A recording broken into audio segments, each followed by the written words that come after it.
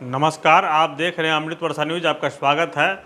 लंबे इंतजार के बाद लोजपा रामविलास के राष्ट्रीय अध्यक्ष जमुई के सांसद चिराग पासवान की केंद्रीय मंत्रिमंडल में जगह कंफर्म मानी जा रही है। नई दिल्ली में केंद्रीय मंत्रिमंडल का जो विस्तार होना है, नरेंद्र मोदी मंत्रिमंडल के कैबिनेट का जो एक्सपेंशन होना है, उसमें चिराग पासवान को बतौर मंत्री शामिल किया जा रहा है। यह खबर लगभग कंफर्म मानी जा रही है और लोजपा रामविलास के कई नेता भी इसकी पुष्टि कर रहे हैं। मतलब चिराग पासवान अब अपने पिता के स्वर्गीय रामविलास पासवान के स्थान पर केंद्र में मंत्री बनने जा रहे हैं। हम आपको बता दें कि स्वर्गीय रामविलास पासवान बहुत बड़े नेता थे और 2020 में उनके निधन के उपरांत लोजपा की जो कोटा से जो मंत्री पद का सीट था जो नरेंद्र मोदी मंत्रिमंडल में, वह रिक्त रह गई थी। लेकिन 2021 में रामविलास पासवान के निधन के उपरांत पार्टी टूट गई तथा चिराग पासवान के चाचा पशुपति पारस, उनके चचेरे भाई प्रिंस राज, उनके पार्टी के अन्य सांसद वीना सिंह, चंदन सिंह, महबूब अली कैसर, ये लोग उनकी पार्टी को इन लोगों ने छोड़ दिया और उन लोगों ने अपनी एक दूसरी पार्टी बना ली जिसे राष्ट्रीय लोक जनशक्ति पार्टी के नाम से भी जाना जाता है। और पशुपति पारस केंद्र में मंत्री बनाए गए चूँकि उनके साथ पार्टी के अन्य 4 सांसद भी थे। लोजपा रामविलास के रूप में पार्टी रह गई चिराग पासवान के पास। उनकी पार्टी के वह अकेले सांसद रहे।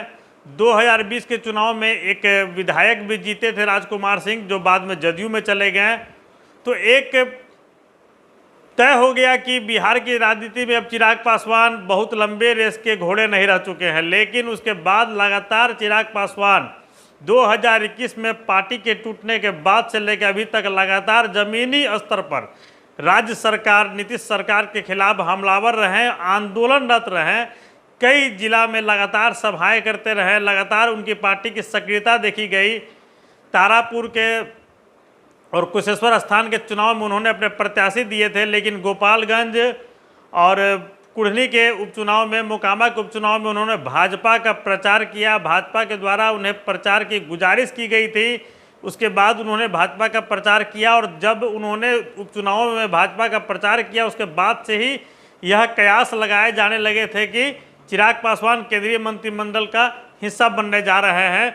केंद्र सरकार ने भी चिराग पासवान को Z+ सिक्योरिटी दी थी, जिसके बाद यह स्पष्ट संदेश गया कि चिराग पासवान अब अनौपचारिक तौर पर NDA का हिस्सा बन चुके हैं।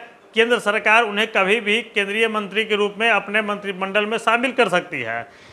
इस साल के आरंभ से ही लगातार अनुमान लगाए जा रहे थे, लेकिन अब जो संभावित मंत्रिमंडल विस्तार है, इसी माह मंत्रिमंडल का विस्तार होने की आशा है केंद्र में, तो उसमें ही चिराग पासवान को फिर से मंत्री बनाए जाने की चर्चा है। अब सवाल उठता है कि अगर चिराग पासवान केंद्र में मंत्री बनते हैं तो राष्ट्रीय लोक जनशक्ति पार्टी की ओर से केंद्र में मंत्री अभी जो बने हुए हैं पशुपति कुमार पारस, उनका क्या होगा? चूँकि पशुपति पारस रामविलास पासवान की पार्टी को तोड़कर NDA का हिस्सा बने रह गए और केंद्र में वे मंत्री बन गए और चिराग पासवान से लगातार अपने चाचा का वाक युद्ध और पॉलिटिकल युद्ध होता रह गया।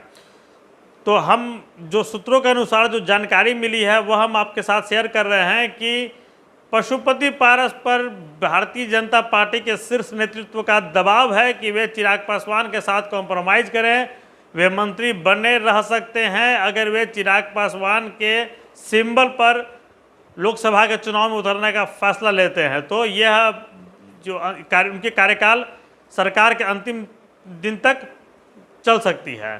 पशुपति पारस भी पशुपेश में पड़े हुए हैं, क्या फैसला लें क्या फैसला न लें। हाजीपुर से वे लोकसभा सांसद हैं। हाजीपुर से रामविलास पासवान लगातार सांसद हुआ करते थे। Guinness book of world record में ज़्यादा लंबे मतों के अंतराल से जीतने का वर्ल्ड रिकॉर्ड भी उनके नाम पर हाजीपुर से ही बना था। अब यह घोषणा की जा रही है कि चिराग पासवान हाजीपुर से अपने पिता स्वर्गीय रामविलास पासवान के स्थान पर NDA के प्रत्याशी होंगे। भाजपा के कई नेता चिराग पासवान को यह कन्फर्म कर चुके हैं, उनके साथ वादा भी कर चुके हैं कि हाजीपुर सीट से आप ही चुनाव लड़ेंगे और अन्य सीटें जो लोजपा के झोली में जाएगी उसके प्रत्याशी भी आप ही तय करेंगे।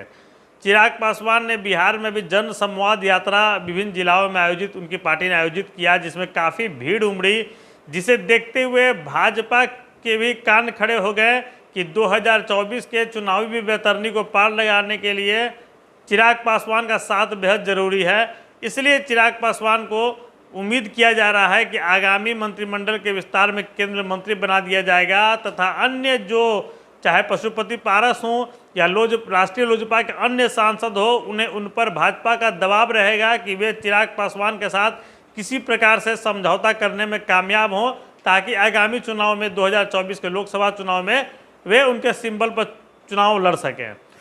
फिलहाल चिराग पासवान का मंत्री बनना एकदम तय है और मंत्रिमंडल के विस्तार में देश के प्रधानमंत्री नरेंद्र मोदी उन्हें किसी बड़े मंत्रालय की जिम्मेदारी दे सकते हैं। हालांकि यह जिम्मेदारी बेहद अल्प समय के लिए होगी, क्योंकि अगले साल 2024 के फरवरी मार्च में ही केंद्रीय आम चुनाव के अधिसूचना जारी होने के आसार हैं। लेकिन फिर भी अगर 8-9 महीने के लिए भी चिराग पासवान केंद्र में मंत्री बनते हैं तो उनके पास एक बड़ा मौका होगा बिहार के लोगों को यह दिखाने के लिए कि जिस बिहार फर्स्ट, बिहारी फर्स्ट के विज़न की वो बात करते हैं, पावर हाथ में आने के बाद वे उस पर कितना खरे उतरते हैं। आप देखते रहिए अमृत वर्षा न्यूज़।